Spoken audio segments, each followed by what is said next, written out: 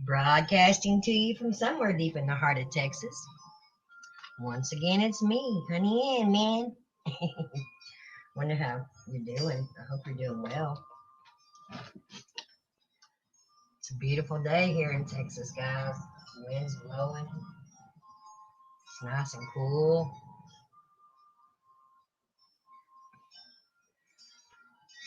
Okay. All right, let's get down to the nitty gritty of stuff. You want to just go for it? Let's go for it. Ask yourself the question, do you have faith? How do you know that you have faith? And what is faith? So you can know that you have it. And what hangs on whether you have faith or not? Well, in Hebrews 11, 1 through 12,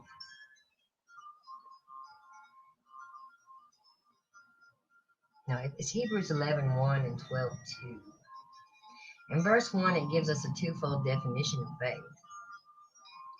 So let's talk about that. Faith is the assurance of things hoped for. And faith is also the conviction of things not seen. So it is important to understand that these two words, assurance or substance in the King James Version, and conviction, are two very hard and difficult words to translate into English. So what is the reality behind these two words? And what is the definition of faith? Think about it.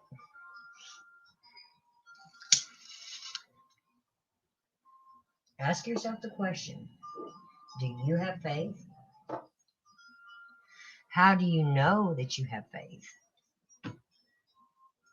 What is faith? So you can know if you have it. And what hangs on whether New you message have... is received from 917. Sorry about that. I forgot I didn't have the speaker turned off. So you can know that you have it. What is faith? So you can know if you have it. And what hangs on whether you have faith or not? These are very relevant questions to our lives, okay? So let's start by explaining the second definition given in verse 1. Faith is the conviction of things not seen. The word here translated as conviction. Sorry. Oh, my devices are going insane. This must be a very important topic because normally I'm not so distracted or disturbed. Let me go ahead and put my phone on silent right quick. There we go. So, the word here translated as conviction isn't used anywhere else in the New Testament. Outside of the New Testament, its normal use is proof or argument or evidence, okay? So most translations don't use the word proof or evidence because it doesn't seem to make sense. How can faith be evidence of proof? And how is faith evidence? How is faith evidence of things not seen? I took my clue from another place in the New Testament, where God's invisible attributes are said to be clearly seen by man in Romans 1:20. Since the creation of the world, his invisible attributes, his eternal power and divine nature have been clearly seen, being understood through what has been made, so that they are without excuse. So Romans 1:20 seems to say that the evidence that God made the world is the things made, meaning they clearly point to a maker. And Hebrews 11:3 seems to say that the evidence that God made the world is faith.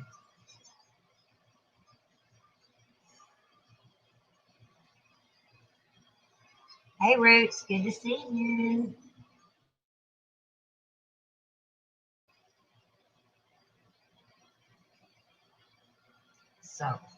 So what do we make of this? Faith, at least in part, is the spiritual seeing or perceiving of the fingerprints of God on the things he has made. And the fingerprints being the order, the beauty, the greatness, the complexity, in my opinion, I mean, a 3D image illustration right here. So when I was growing up, we had those pictures with the hidden 3D images. And they were artwork where on one level they were one thing, but at another level is something quite different. And at your first glance, all you see is the surface color and chaos, right? But if you let your eyes focus more deeply or more distantly, you may see a train or a car not only appearing, but standing off the page, like with the 3D glasses. So some people stare at these pictures and see nothing but color and chaos. But others almost immediately see a farm animal or an airplane or what have you. And if someone says, how do you know the airplane is there? The answer is, I see it. Your seeing is the evidence. And they may not see it, but that won't change your mind. And just so, some people look at God's creation and they see nothing but color and chaos. And others have a deeper view of God, of suddenly, God's fingerprints, they come into focus. So what evidence can they offer? They see it. Now, some might say, should that be called faith? Well, Paul wrote in 2 Corinthians 5:7, we walk by faith and not by sight. Paul's meaning was that Christ is not physically on earth for us to see with our physical eyes, but is in heaven. He wasn't saying that there is no spiritual perception of God's reality. So Hebrews 11:3 says, we understand by faith. We see that faith is not just a responding act of the soul, it's also grasping or perceiving or understanding. It is a spiritual act that sees the fingerprints of God. True faith is based on real truth. It looks deeply at the world God has made. It looks through it, and by the grace of God, it sees the glory of God standing forth off the creation like a 3D image. Psalm 19:1, verse 1. Faith is the assurance of things hoped for. The word assurance here could also be translated as substance or nature. I think that what the writer is saying is that faith apprehends the goodness and the sweetness of what God promises so clearly, that this goodness and sweetness are substantially present in faith. In other words, faith grasps or lays a hold of God's goodness and sweetness.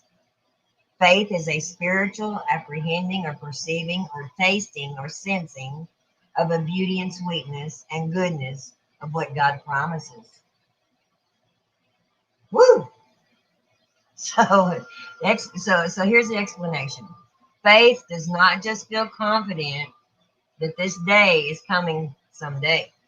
Faith has spiritually laid hold of and perceived and tasted that it is real. And this means that faith has the substance or nature of what is hoped for in it. Amen. For by in the men of old gained approval. Okay. So let's go on to that.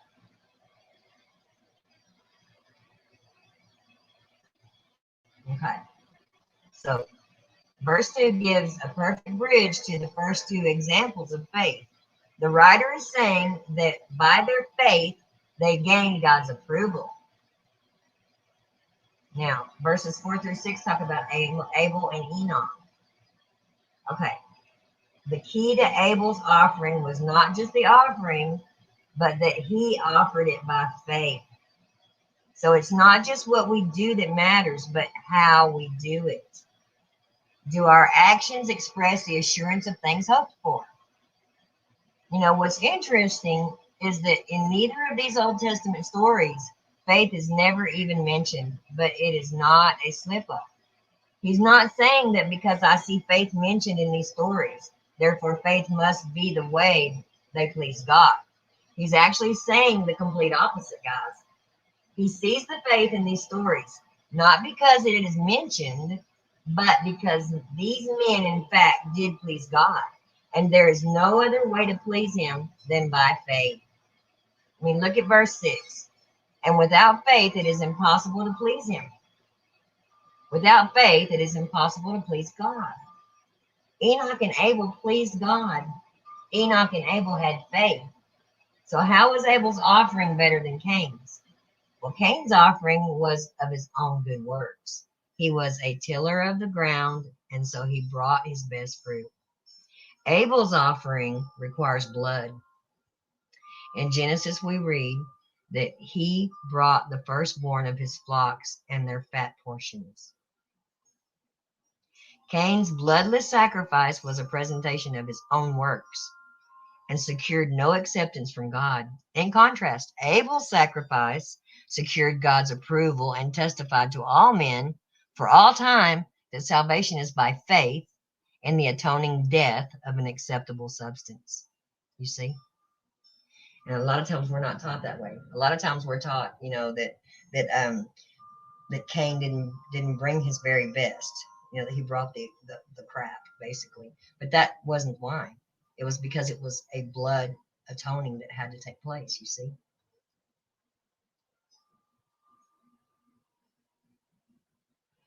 Okay. And Abel was obedient to what God asked. So Noah built the ark because of his faith in God's predictive words concerning an event that there was no visible sign of. As a matter of fact, rain has not even been mentioned at all up to this point. I mean, it had never rained before. There was just moisture on the earth. And so I imagine Noah being unsure of what was going on, but he took a step of faith and listened. And because of his faith, his family was saved from judgment, and he gained God's approval over his life. The ark and the gospel, that's faith provided salvation. So the flood was a purification of the corrupt inhabitants of the earth, right? Just so, baptism is a symbol of purification of the old corrupt nature. So most historians, as well as the Old Testament scholars, they've agreed that there was only one door of the ark, on the ark. And so to board the ark and be saved from the flood, you had to come through that door. Just so, there's only one door, Jesus Christ, which provides salvation from death. Noah was the new Adam. Humanity was replaced on earth, starting with Noah's line. Just so, when one experiences a salvation experience, the old passes away and we are a new creation. Now, Abraham and Sarah, they drew 3 examples of faith from Abraham's life. Unquestioning faith, in which he did not know where he was going, but set on a journey anyway, out of his comfort zone, mind you. He was obedient. Just 1 second. Got to take a drink.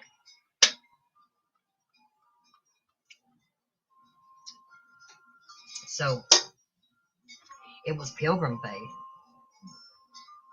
in which he lived as an alien in a foreign land, or ambassadors of Christ, okay? Expectant faith here is what we're talking about, in which he was looking for the city which has foundations, whose architect and builder is God. He's looking ahead to going home. We see that by faith of Sarah, she received physical strength to have a child. And we're never too old to be used by God, just so you know. And by faith, Abraham and Sarah, even though physically they were as good as dead, they became parents of multitudes as numerous as the stars in the sky and the sand of the seashore. So we're basically ambassadors for Christ. I mean, the life of faith is the life of a sojourner. I chose a sequence of sojourner texts that I want us to see. So in Genesis 23:4, Abraham pleads with the sons for the burial site for his wife, right? I am a stranger and a sojourner among you. Give me a burial site among you that I may bury my dead out of my sight. In Genesis 47:9, towards the end of Jacob's life, he says to Pharaoh, the years of my sojourning are 130. And in Psalm 39, King David includes himself in a lineage of sojourners. He says in verse 12, hear my prayer, O Lord, and give an ear to my cry.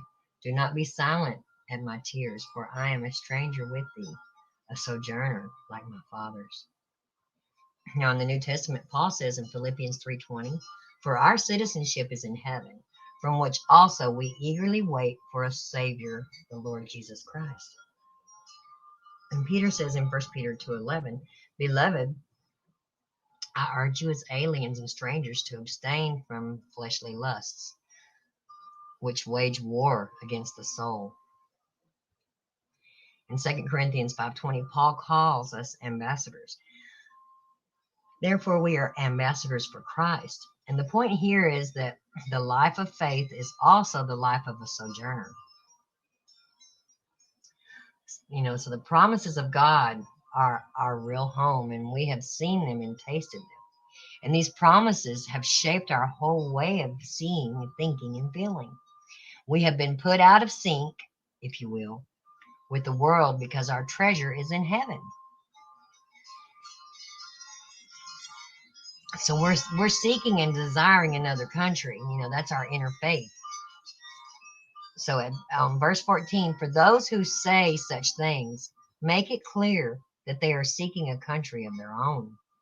The key word here is seeking.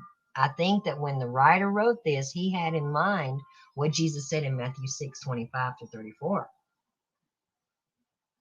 Now, in verse 16, we see another key word.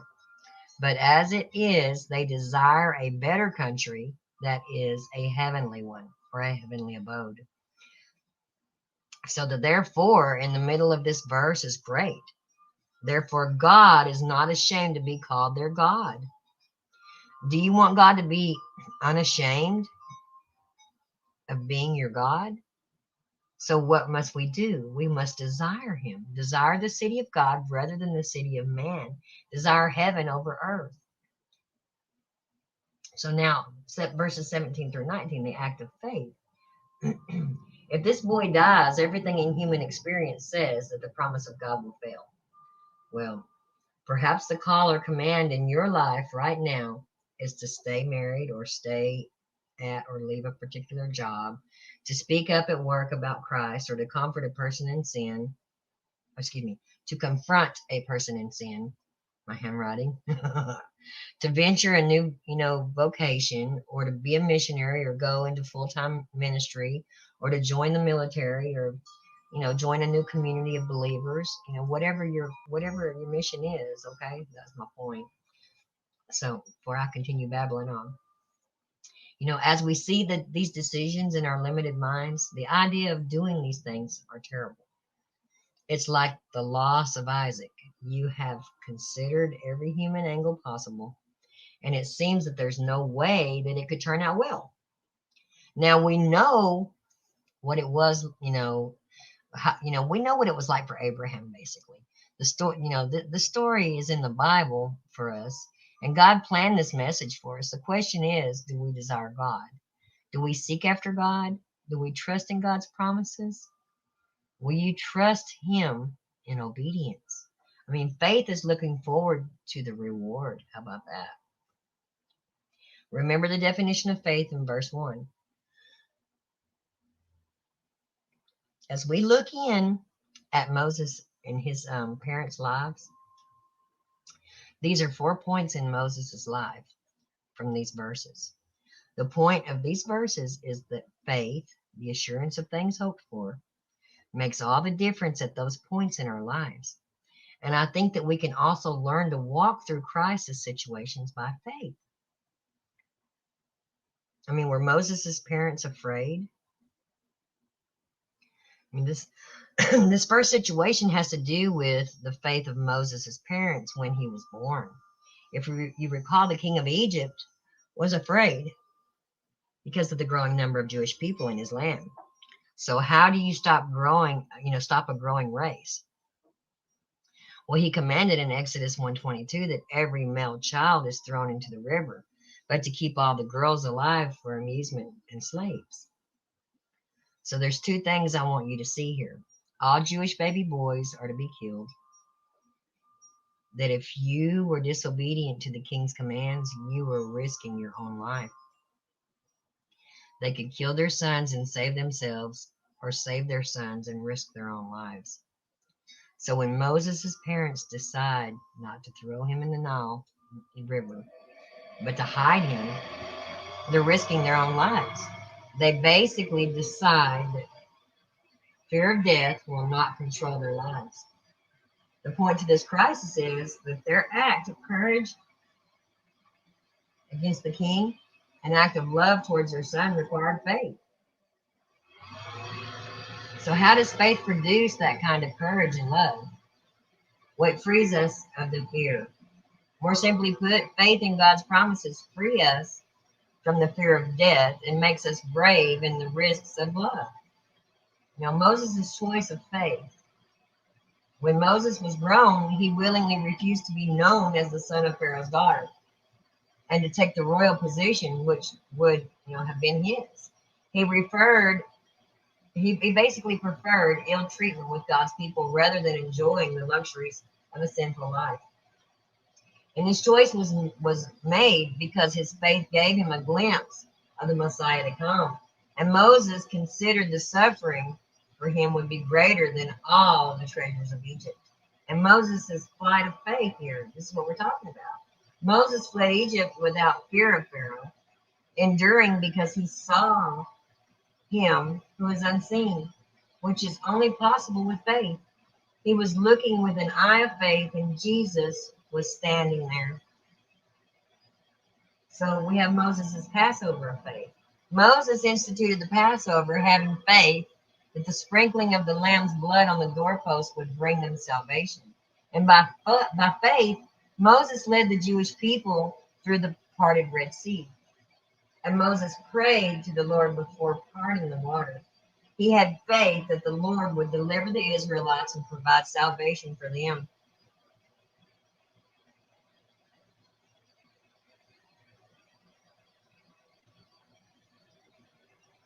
So Passover, it required the blood of a slain firstborn lamb, which protected them from judgment. And salvation required the blood of the firstborn Son of God, Jesus Christ, the firstborn and only born, which protects us from judgment. For the blood of the lamb to provide protection from judgment, the lamb had to be unblemished. Also, for us to receive protection from judgment, God requires the blood of his unblemished or unsinful Son.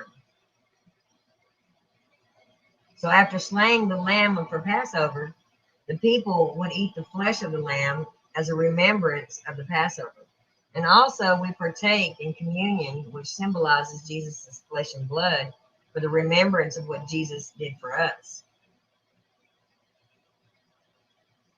For the Passover, they would slay the unblemished firstborn lamb, and for their houses to be passed over, they would apply the blood of the, to the top of the inside of the door.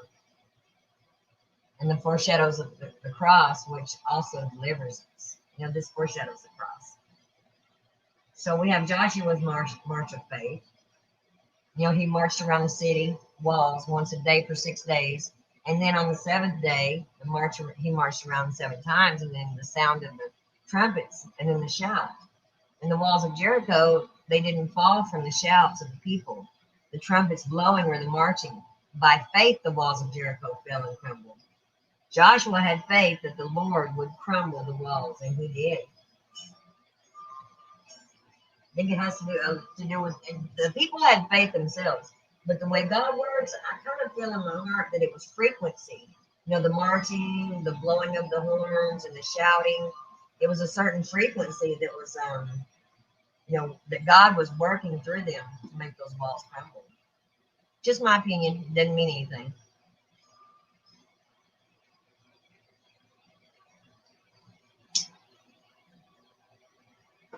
Do we sometimes get an answer from the Lord and think it sounds so ridiculous and we throw the idea out? Rahab's hospitality of faith. Let's see. Although Rahab was involved in a very simple life, she allowed the 2 spies in her home and displayed a personal faith in God of heaven. Or in the God of heaven. Excuse me. I need a drink now.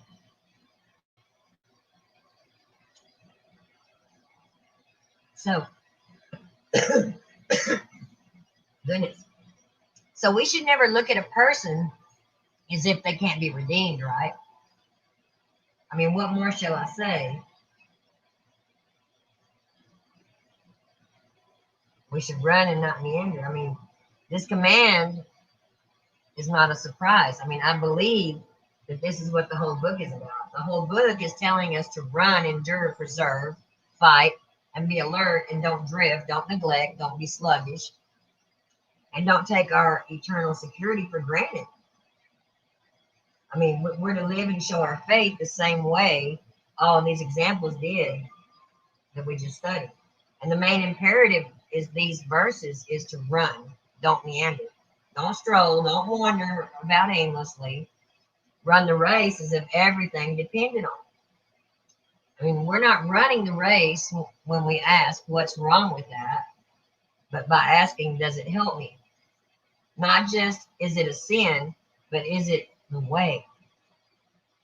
I mean, this is a command to look at your life and think about what you're doing and get ruthless about what stays and what goes. I mean, hindrances could not be a direct sin in itself, but a sin if it is hindering you in your race. Hindrances could be the computer, the hidden alcohol or candy, the television or football games, the videos, the magazines or novels. I mean, I'm not saying that there's anything wrong with these things in themselves, but if it is a hindrance in your walk with God, this is a command to lay it aside. Motivation for the run here, people, okay? That's what I'm trying to give you. The first motivation is this cloud of witnesses. The example of these we talked about today is a witness and motivation for us.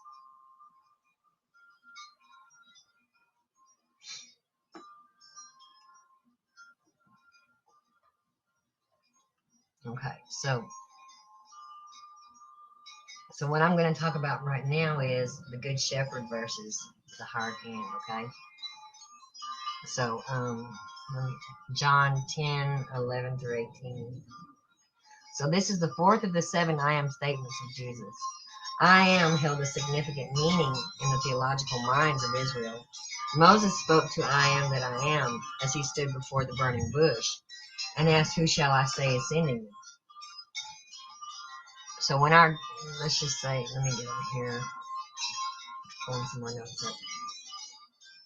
Okay. So I am the good shepherd. The good shepherd lays down his life for the sheep. That's verse 11. And 12 says, he who is a hired hand and not a shepherd, who is not the owner of the sheep, sees the wolf coming and leaves the sheep and flees. And the wolf snatches them and scatters them. 13. He flees because he's a hired hand and is not concerned about the sheep. 14. I am the good shepherd, and I know my own, and my own know me. 15. Even as the Father knows me, and I know the Father, and I lay down my life for the sheep. 16. I have other sheep which are not of this fold. I must bring them also, and they will hear my voice, and they will become one flock with one shepherd. For this reason the Father loves me, because I lay down my life so that I may take it again. No one who has taken it away from me, but I lay it down on my own initiative. I have authority to lay it down, and I have authority to take it up again. This commandment I received from my Father. Okay, just 1 second.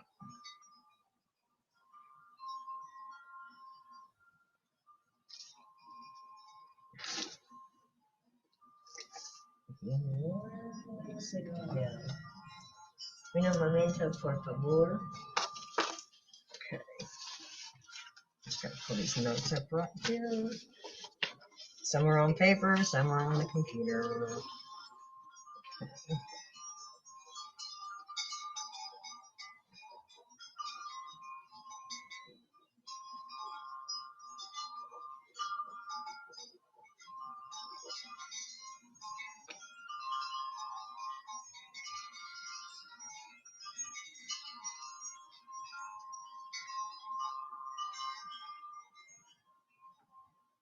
Okay.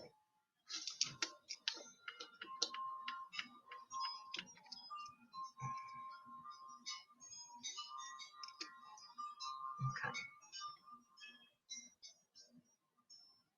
Here we go. So the difference knowing the good shepherd makes, 11, I am the good shepherd. So interesting, in the Greek, I am the shepherd, the good one. His description, at least 2 words in the Greek for good one, is agathos, from which we get the name Agatha, which means good in the sense of moral quality. And its authentic picture. A tree looks like a tree should look like, right? But another word that expressed not only moral goodness, but total beauty and loveliness, and that word was kalos, and is the word that is used here. It describes good in the sense of being a profound piece of art, beautiful. So Jesus does not say, I am the morally good one. He says, I am the good one, preeminent and excellent in every feature. I am the good, the beautiful one. He's not just another shepherd. He's above all shepherds. Jewish history was loaded with shepherds. You know, Abraham, Isaac, Jacob, Moses, David. In effect, he's saying, I'm greater than David. But even beyond the claim to be greater than David, he's claiming deity. Israel viewed God as the ultimate shepherd, you see. Psalm 23, the Lord is my shepherd, I shall not want. You know the rest of it. So, let's see here. Just 1 second. Yeah. So it's a Psalm of David. The Lord is my shepherd, I lack nothing. He makes me lie down in green pastures. He leads me beside quiet waters. I like the old version better. Then Psalm 81, for the director of music, to the tune of the lilies of the covenant of Asaph, a psalm. Hear us, shepherd of Israel, you who lead Joseph like a flock, you who sit enthroned between the cherubim, shine forth. So give ear, O shepherd of Israel, who lead Joseph like a flock. You who dwell between the cherubim, shine forth. So they were familiar with the picture of God leading Israel like a shepherd leads his flock.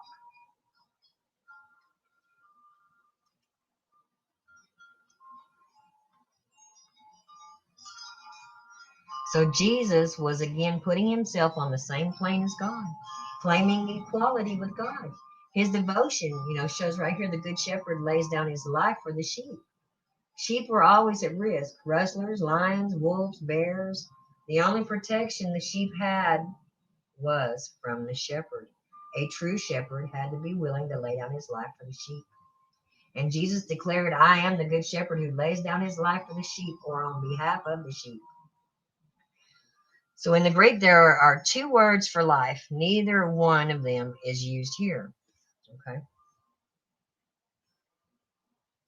One is bios, from which we get our word biology, which means life, just the breathing part of life, as opposed to being dead. The other is Zoe, or Zoe, I think it's Zoe, which means the circumstances of life. But when Jesus gave his life, he didn't just give up his biological life, bios. He didn't just forfeit the circumstances of life, Zoe. The word used here is sush. I think it's sush, P-S-U-C-H-E. And that's the word that's translated soul. It means the total man inside. So when Jesus died, he wasn't just throwing his body up there. The good shepherd poured out his soul for the sheep. It wasn't just his body. He poured out his literal soul, his entire being into death. He felt the curse of sin. He felt the hurt of hate. He felt the pain of nails. He felt every excruciating agony that the sin of the world could put upon him. And he felt it in the depths of his soul, people. Imagine that. Here's his difference. He who is a hired hand and not a shepherd, who is not the owner of the sheep, sees the wolf coming and leaves the sheep and flees, and the wolf snatches them and scatters them. In 13, he flees because he is a hired hand and is not concerned about the sheep. The attitude of the hireling when problems appear is, I am out of here. When the going gets tough and timid, the timid get gone. The wolves love hirelings. The hireling flees because he has no relationship with the sheep. Hirelings were usually part-time shepherds who didn't really know or care about the sheep. When choosing neighbors, most would say that they would prefer to have someone next to them who owns the home and not renters. Why? We assume that someone who actually owns something will care better for it. Hirelings, like the religious leaders, did not really care about their sheep. I mean, you think, bro, so and so on, the TV cares about those on the other side of the camera, like the pastor and staff on their local church. I mean, there was this church in Houston, okay, and they had a man who was the ultimate visitor of people. And some of those, people liked him. I mean, he had lots of his own personal health issues, so he would end up in the hospital a lot. But when he was visiting, people, when they were visiting him, it wouldn't be unusual to find his room empty because he was walking the halls with his rolling IV and with his visiting, with him. He was just visiting others who looked like they needed attention. And one time, this person came and he had been visiting a person in the next room who went to a Houston megachurch. And no one there seemed to know them, and no staff or Sunday school came or called. And the church members were the only ones who came. So think about verse 14. I am the good shepherd, and I know my own, and my own know me.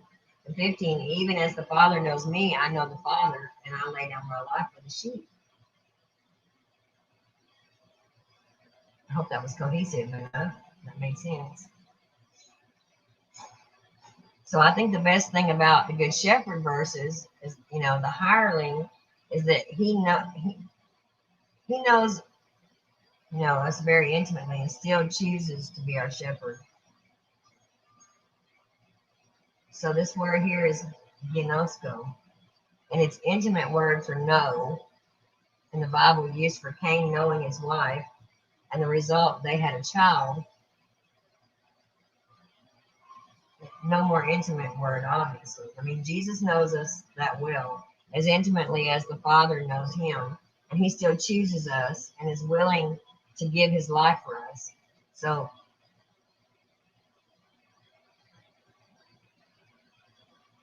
I mean, whatever there is to know about us, good or bad, Jesus knows and still chooses not to cast us aside, but to know us intimately and even give his life for us. 1 Samuel 17, 34. But David said to Saul, your servant used to keep his father's sheep.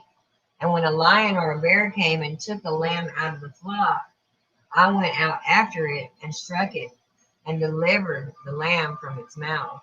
And when it arose against me, I caught it by its beard and struck it and killed it. And the discovery the sheep make here. I have other sheep which are not of this fold. I must bring them also, and they will hear my voice, and they will become one flock with one shepherd. Kind of sounds like the wild olive branch being grafted into the tree. Just saying.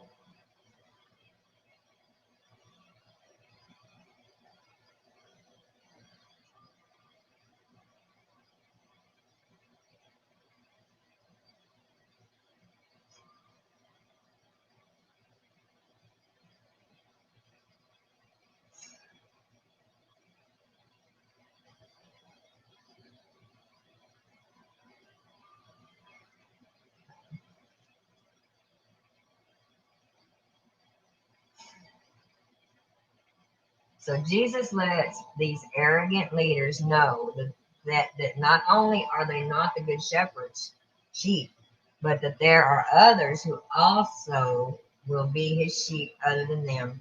And who are these others? The Mormons teach that this is referring to the lost tribes of Israel that had supposedly migrated to America 600 years earlier. The Bible teaches that the other sheep are the Gentiles. The Gentiles. That's right, people. The Gentiles.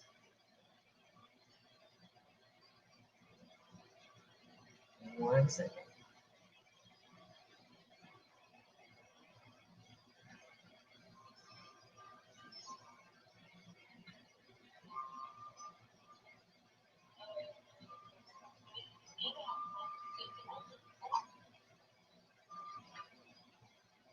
I love these devices. Let me turn on such interruptions here.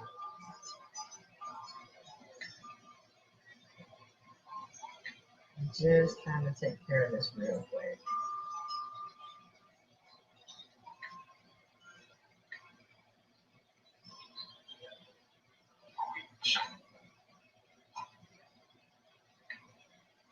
Let's turn it on.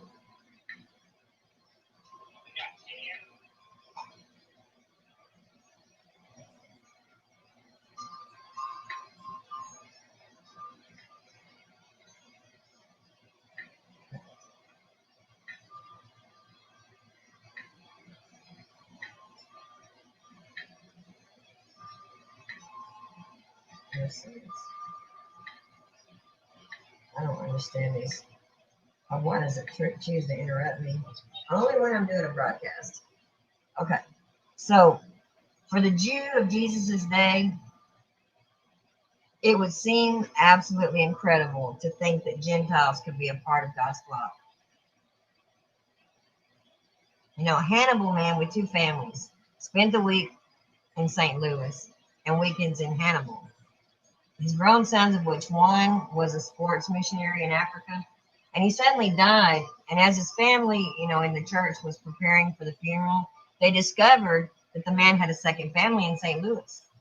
One white wife and one black one, both with children, who got to meet each other for the funeral. Sad but somewhat comparative of this shocking reality to these Jews. This is understood to be a prediction of the Gentiles coming to God through the message of the gospel. It started with Peter seeing a vision and then sharing the gospel in the house of a Roman centurion.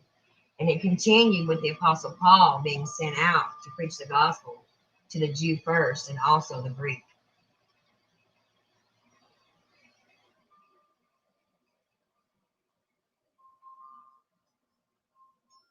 So Ephesians 2:11-13, therefore remember that you, once Gentiles in the flesh, who are called uncircumcision by what is called the circumcision made in the flesh by hands, that at the time you were without Christ, being aliens from the commonwealth of Israel and strangers from the covenants of promise, having no hope and without God in the world, but now in Christ Jesus, you who once were far off have been brought near by the blood of Christ.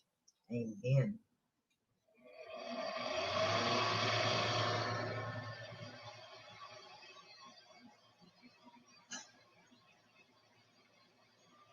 In heaven, the multitude around the throne of God will sing. You are worthy to take the scroll and to open its seals, for you were slain and have redeemed us to God by your blood out of every tribe and tongue and people and nation. Woo!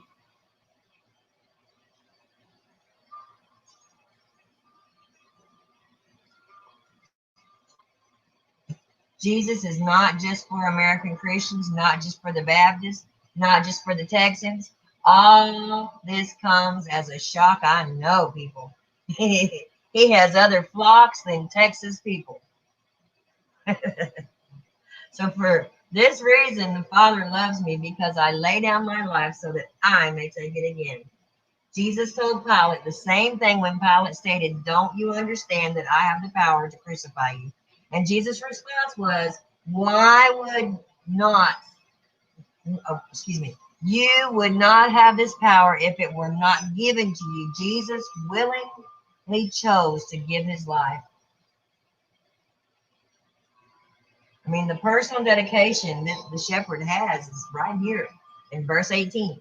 No one has taken it away from me, but I lay it down on my own initiative. I have authority to lay it down, and I have authority to take it up again. The commandment I received from my Father. Like the Old Testament account of Abraham preparing to sacrifice Isaac, Jesus was not taken kicking and screaming to the cross. We see how he settled it in Gethsemane by saying, thy will be done. The Jews never seemed to be able to accept these truths. In 19, there was a division that occurred again among the Jews because of these words. Many of them were saying, he was a demon and is insane. Why do you listen to him? Others were saying, these are not the sayings of the demon possessed. A demon cannot open the eyes of the blind, can he?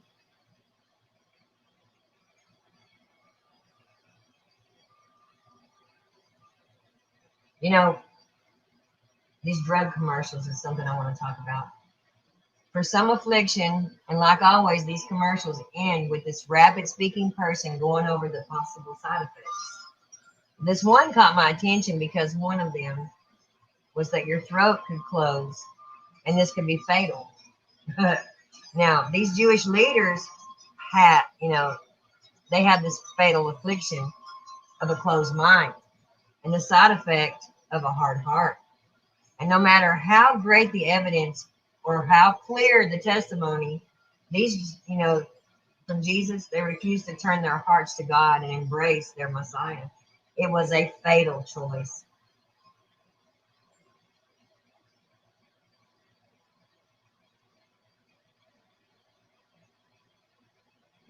Our talent is God given, so be humble. Remember, fame is man given, so be grateful. Conceit is self given, so be careful. Failure is not fatal, but failure to change might be.